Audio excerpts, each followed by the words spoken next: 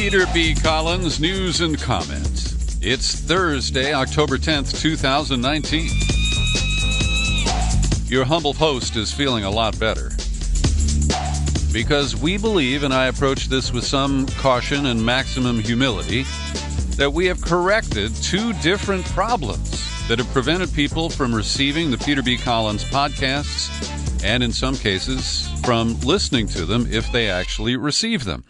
And I'm not going to take you into the weeds here of all the technology, but I have to give a great message of thanks to Jimmy Fish Bob Garrity. He came to the secret studio this morning, and he's a digital detective who went sniffing through the code. And I don't understand anything about the code that makes all this podcast stuff work. I'm an operator, not a programmer. And then, through a stroke of luck, or just incredibly great timing, listener and subscriber David Paulson dropped me a note saying that he had noticed that we were working on the problem with our RSS feed. And he tipped us off. He discovered where there was an extra www that had been inserted in the podcast title that was causing the glitch. And David, if you hadn't discovered that, we would probably still be fumbling around over here trying to figure it out. So Jimmy and David and our webmaster John Gorenfeld, who is in London, have all been working to support me in this crisis. My fingers are crossed. I believe that we have solved both problems, and I hope to upload and post the Paul Leto interview. He's the whistleblower who worked at a facility in North Dakota where he sat on 11 million gallons of spilled oil fuel with benzene and other chemicals in it. And we hope to be able to get that out to you today after a couple of days of delay. And our big story today is about the FBI and a new report from the FISA court. But I want to give you a quick update first on the situation here in Northern California. As you can tell, my electricity is working here in Marin County. And Pacific Gas and Electric, our rogue and bankrupt utility, has turned the power back on in certain areas, and it has shut it off in others. And it's deeply frustrating for people because you cannot figure out what the patterns are, what the criteria are to select certain areas to power them down. And then the forecast of these incredibly high winds up to 60 miles an hour coming from an onshore flow and flowing through very dry conditions, including extremely low humidity in the air. Well, those high winds didn't really materialize. Now, there is one wildfire burning in the East Bay in the community of Moraga, and it's in an area where PG&E had shut off the power. We don't yet have any indication of what the cause of that fire is, but it is said to be fairly well contained, and it broke out early this morning as some of the winds were gusting, but not nearly up to the 60-mile-an-hour range. So we're learning a lot about this. It's our first time having a voluntary shutdown. Certainly we've had power outages before, but the ripple effect, as I mentioned yesterday, of all these amateurs fueling up generators and trying to figure out, how to get my refrigerator and my TV to work at the same time. And there are also issues where we had a rash of auto accidents because the traffic signals are off in most of the areas where the power has been shut down. There are a few exceptions to that, but by and large, it has been challenging for many people in Northern California. The forecast is that these winds fade out by 6 p.m. tonight, and then PG&E says they need daylight hours to inspect all of their power lines before they reactivate the grid. So for those whose power is out, the end may not be immediate, and that, of course, adds to greater frustration. Now to the news for my comments today. Trevor Aaronson is a regular contributor to this podcast. He writes for The Intercept. And he got a hold of a recently declassified ruling from the super-secret un-American FISA court. The Foreign Intelligence Surveillance Act created the FISA court, and they declassified this 138-page ruling from October of last year. And what it shows is that the database that they use to collect our phone call records and the systems that they use to record our telephone calls, it creates this massive database. And under the USA Freedom Act, which is the modest reform that Obama signed into law about 2014, the phone records are now kept by the phone companies, and the intelligence groups have to ask the phone companies to give them those records. But the recordings of our phone calls held by the NSA in Bluffdale, Utah, in San Antonio, Texas, and at the mothership at Fort Meade, those files are regularly accessed, most often by the FBI. In fact, in the year in question, in 2017, the FBI ran approximately 3.1 million searches related to Americans. Now, the rule is that these recordings are made to fight international terrorism, right? And they're supposed to have free rein to listen to the phone calls of non-Americans, what are called non-U.S. persons. But U.S. persons have rights. And check this out. The agencies for which the NSA databases are collected, the CIA and the NSA, during that same time period when the FBI ran 3.1 million searches, the combined total of the CIA and NSA was only 7,500. And later, Aaronson notes that the FBI brings cases to court of prosecution about 10,000 times each year. So to prosecute 10,000 cases, they needed to search 3 million phone calls? This is clearly abusive. And it adds to the other abuses of the national security letters, the lack of probable cause in many activities, and Aaronson notes that the use of so-called FBI assessments, where they're allowed 72 hours to violate my rights because somebody suggested that I might be a foreign terrorist or in league with them. 3 million times in 1 year?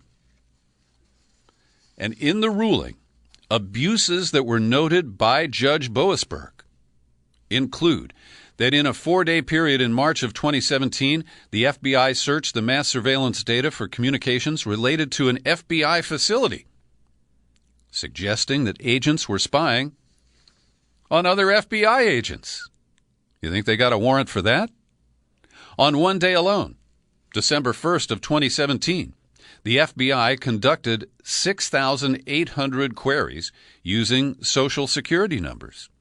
Now, that makes it very clear that it's an American citizen. No foreign terrorist or suspected foreign operative has an American Social Security number. Or if they do, it's somebody else's. A contract linguist for the FBI conducted searches on himself, other employees at the FBI, and relatives. And the Bureau regularly used mass surveillance data to investigate potential witnesses and informants who were neither suspected of crimes nor national security concerns. And in its mea culpa to the FISA court, the FBI blamed these problems on fundamental misunderstandings by some FBI personnel about the standard of reasonably likely to return foreign intelligence information means. Yeah. They had misunderstandings 3.1 million times. That is the whoops. The whoops response, which is a favorite over there at the FBI. And as I mentioned, Aaronson says that it is these assessments that provide an enormous loophole that potentially allows agents to search through the communications of any American without a warrant. He also notes that the FISA court identified cases where parallel construction was used. Do you know what that means? We've talked about it a few times. That's where they take the illegally gotten data from wiretaps and surveillance, and they can effectively search your house without going there. And then they get a warrant, and they go to your house, and they find the stuff that the electronic surveillance showed them. But they never tell the court that it was the illegal surveillance that initially led to the search there that I'm talking about hypothetically. Now to a great report from Kevin Gostola. As you know, he's a young journalist like Aaronson that I have a lot of confidence in. His Shadowproof website is one that I look at every day.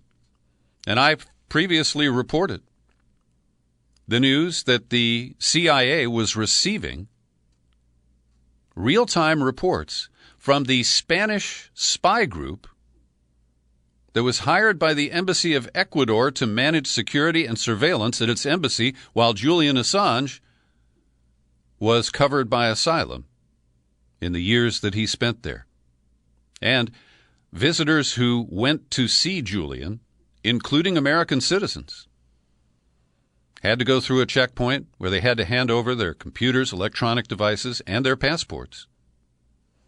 And we have now learned from reports we've learned from reports that affiliates of the U.S. government, including the CIA and FBI, were effectively spying on their own citizens through an elaborate fraud. Oh, this is a statement from Glenn Greenwald. Let me give him credit here. He said they were effectively spying on their own citizens, including me, through an elaborate fraud in which visitors to the embassy who visited Assange were lied to, told they had to give their passport for ID purposes and their cell phone for security purposes, when in reality those items were seized so they could be photographed and put on a server with which both the FBI and the CIA could access.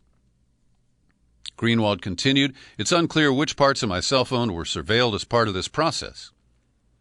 The CEO of the company UC Global SL was arrested and released on bail on September 17th in Spain. Assange's defense team had previously filed a criminal complaint alleging privacy offenses, and we know that they had cameras and microphones in the women's bathroom because that was a place where Assange often met with his lawyers, hoping that they were not being spied on in the ladies' room. Now, here's a list of some of the people who visited Assange at the embassy. Lowell Bergman, the well-known retired producer from 60 Minutes, who, by the way, was a mentor of Trevor Aaronson in journalism school. Ellen Nakashima, who is a reporter for the Washington Post. Timothy Eric Ladbrokes, Assange's doctor. And the actress Pamela Anderson. Oh, I'll bet they got some juicy stuff on her. This is just another example of the brazen violations. And let's keep in mind when this happened. It happened, or at least it was initiated, while Barack Obama was the President of the United States.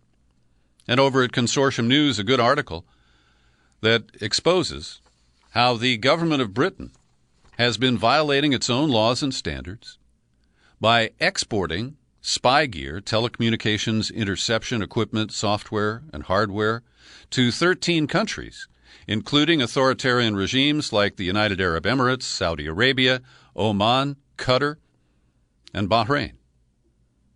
And one of the prized exported products are what they call IMSI catchers. We know them here in the United States as Stingray.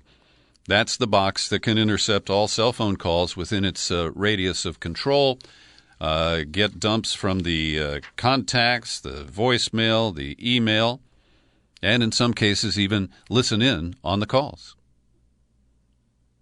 And so this is another serious issue where we see Western governments profiting and selling the gear of repression to countries that it nominally criticizes for the very repression that it is supporting.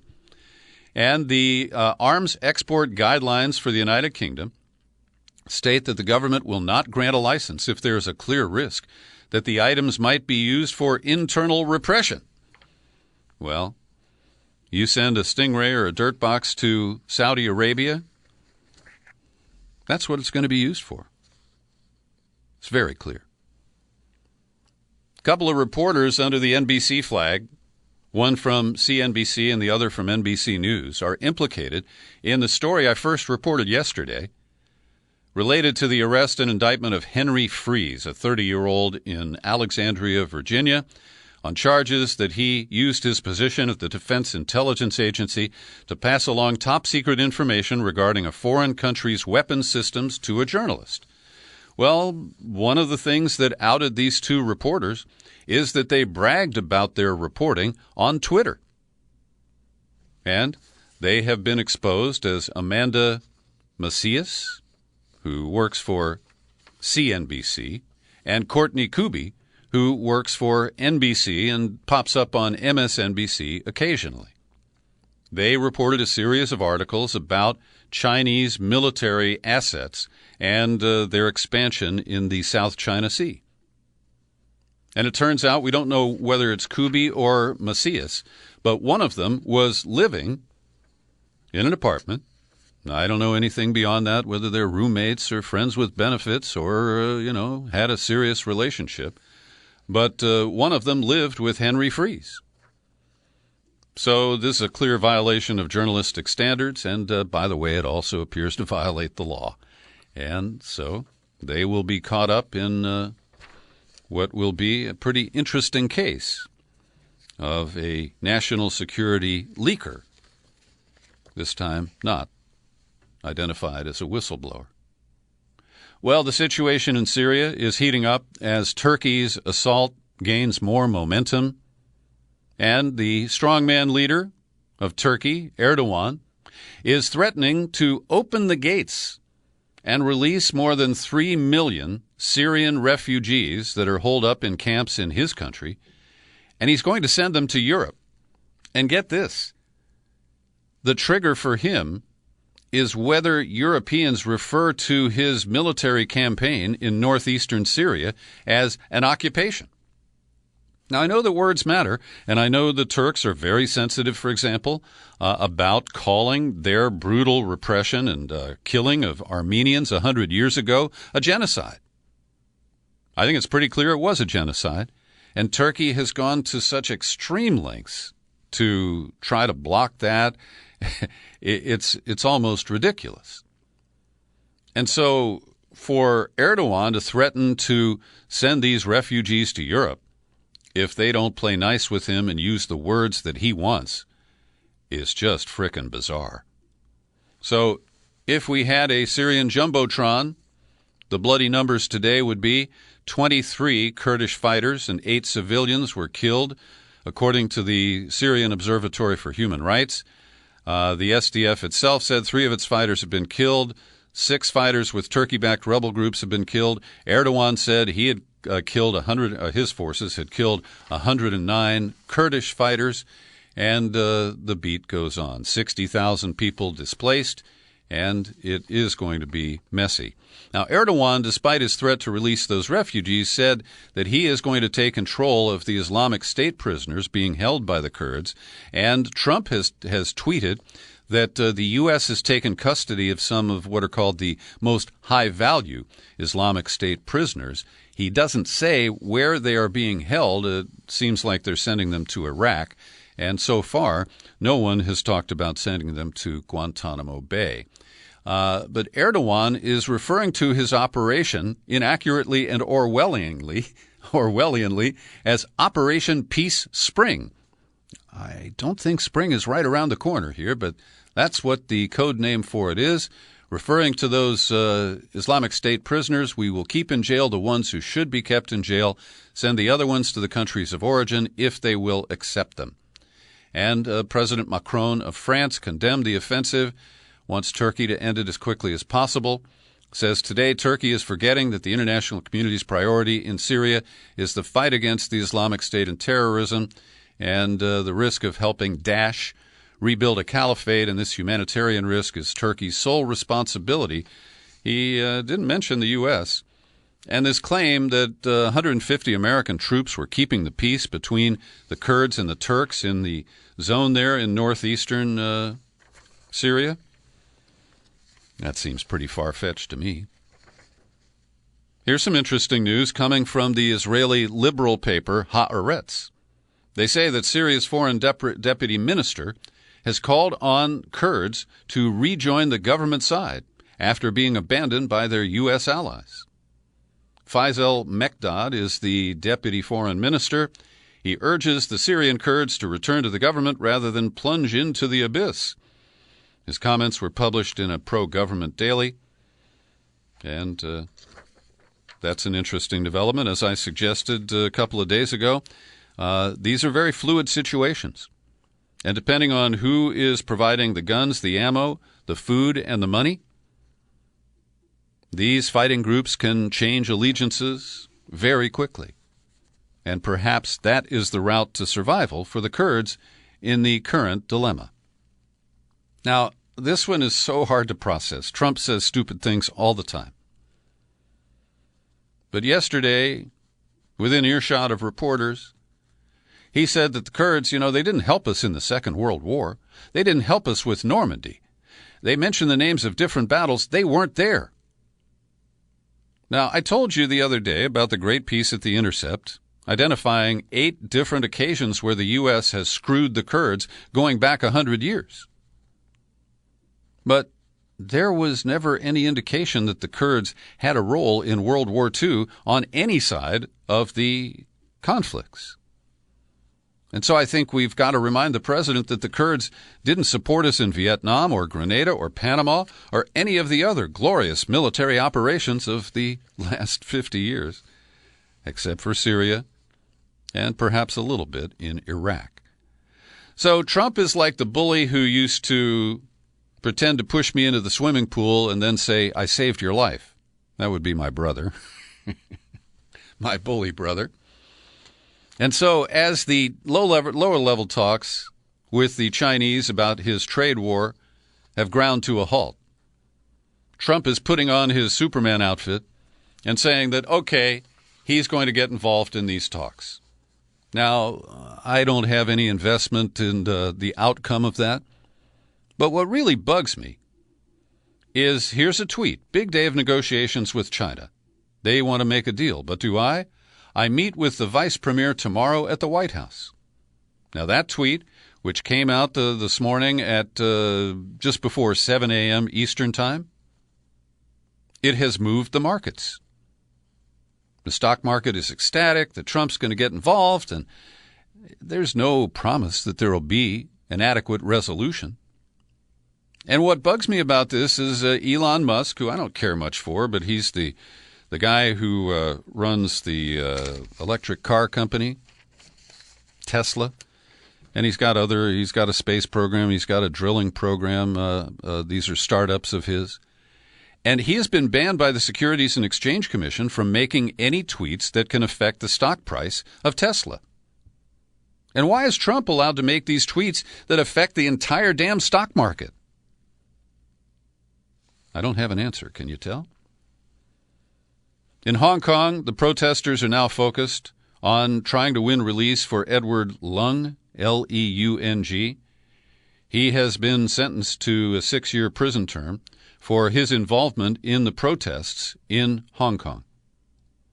And yesterday, it appeared to remain peaceful as he was transported through a crowd that slowed down but did not stop the bus that they were transporting him on. The other big controversy coming out of Hong Kong is that Apple Computer has caved. The People's Daily out of Beijing accused Apple of aiding and abetting illegal behavior by the protesters in Hong Kong because in the App Store, they were selling an app created by a third party called hkmap.live. And the protesters used that kind of like Waze, Waze, where they would put icons on a map to show the police were in a certain area. Then Apple agreed to remove that from its App Store today. There's been a lot of talk about the way that Bernie Sanders handled his recent heart attack and his hospitalization. And I do agree that he could have been more forthcoming and sooner. But we're learning that he waited for his wife Jane to get to Las Vegas. She spent one day there. And then on the day he was released from the hospital is when the campaign announced that he had, in fact, had a heart attack. Apparently Bernie knew from when he entered the hospital, but Jane didn't know until the next day, and she waited a day. And this has led to criticism that they're trying to manage the news about his health. But it turns out that at the very same time, when Jane Sanders got to Las Vegas, she learned that her daughter-in-law, Renee Riggs, the wife of Sanders' son Levi, had suddenly been diagnosed with cancer at the age of 46, and she died 2 days later. I'll give Jane a pass on this one. And now to the impeachment file for today. Joe Biden, the former vice president, has made his strongest public statement to date, calling for the impeachment of Donald Trump.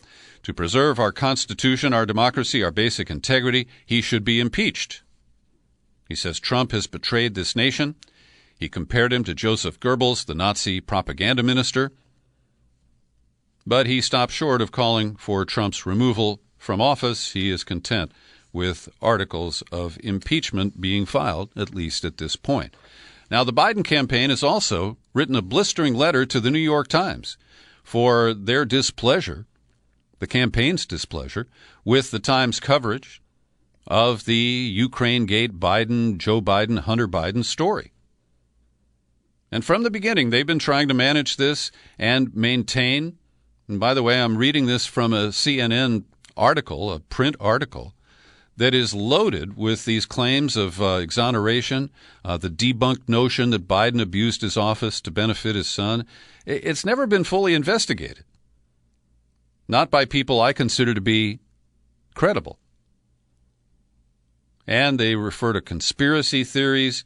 They claim that the Times is in league with Breitbart, Russian propaganda, and another conspiracy theorist, John Solomon, who is slammed or smeared as a regular Hannity guest. John Solomon's done a lot of great work exposing things that the corporate media doesn't want to touch.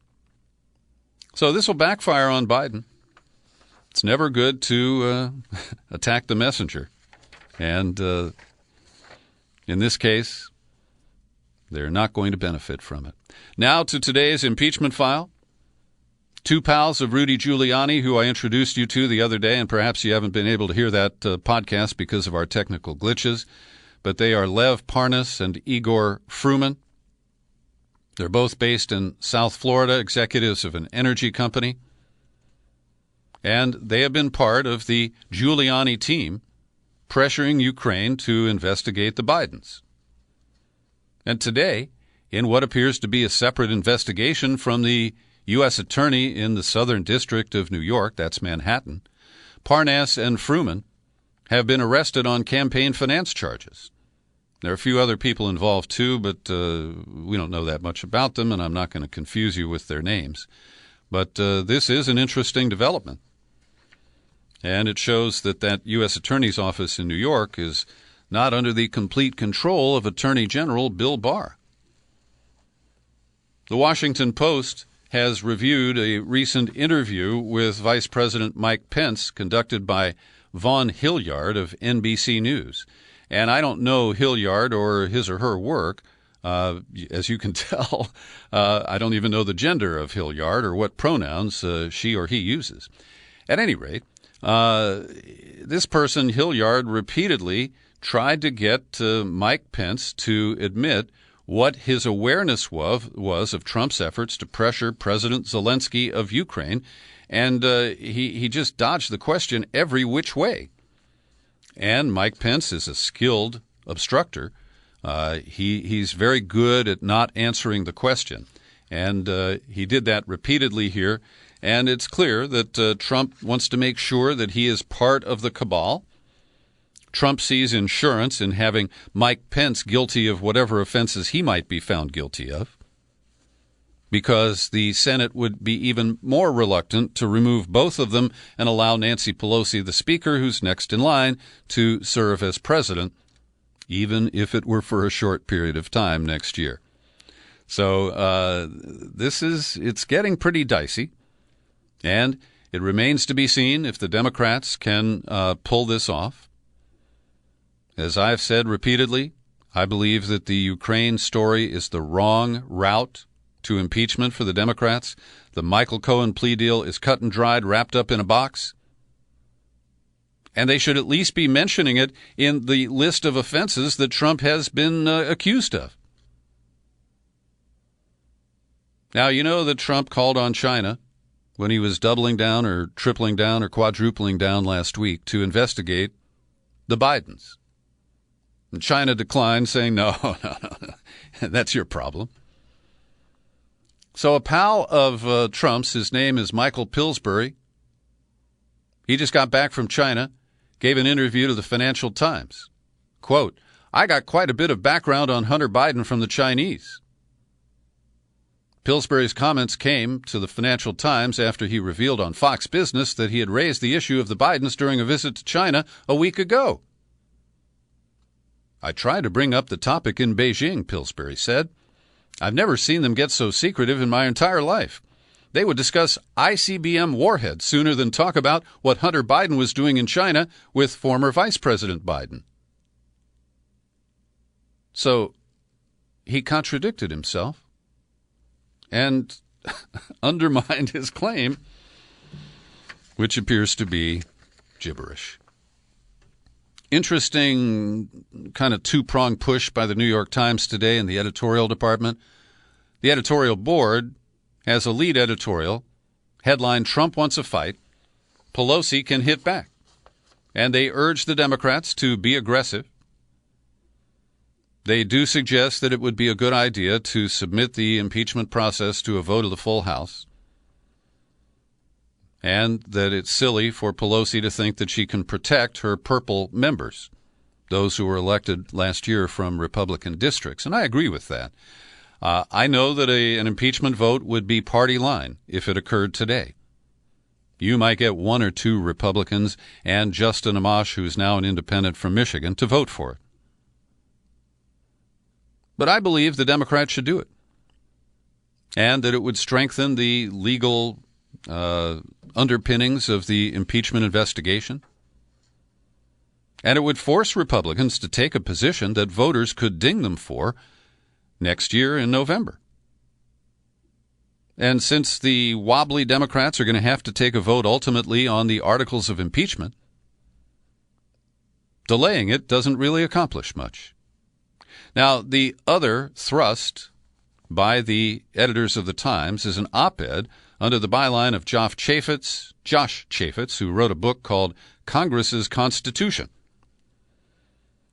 And he notes the obstruction, the stonewalling of the Trump White House. Refusal to comply with a duly authorized subpoena from Congress constitutes contempt of Congress. It is a crime, and mostly if you take it to court, it'll take forever to adjudicate. But the House should instead put back on the table the option of using its sergeant-at-arms to arrest contemnors. Those are people convicted of contempt, as the person in violation of the order is called, especially when an individual like Giuliani is not an executive branch official. Neither House of Congress has arrested anybody since 1935, but it wasn't uncommon before that. Indeed, on at least two occasions, one in 1916, a House of Congress had its sergeant arrest an executive branch official. And in that case, the Supreme Court eventually ruled against the House. So I'm not so sure that's an active option. He also says one of the less extreme options would be using the power of the purse. The government is only funded through November 21st. There's nothing stopping the House from putting a provision in the next funding bill that zeroes out the budget for the White House counsel's office. Now, that power of the purse, that is there. It is immediate. It throws a monkey wrench into the Trump machinery. I kind of like that idea. Hey, I hope you got this podcast through your RSS feed. You can share it with anybody. You'll find it on YouTube. And I'm Peter B. Collins. Happy trails to you until we meet again. Happy trails to you. Keep smiling.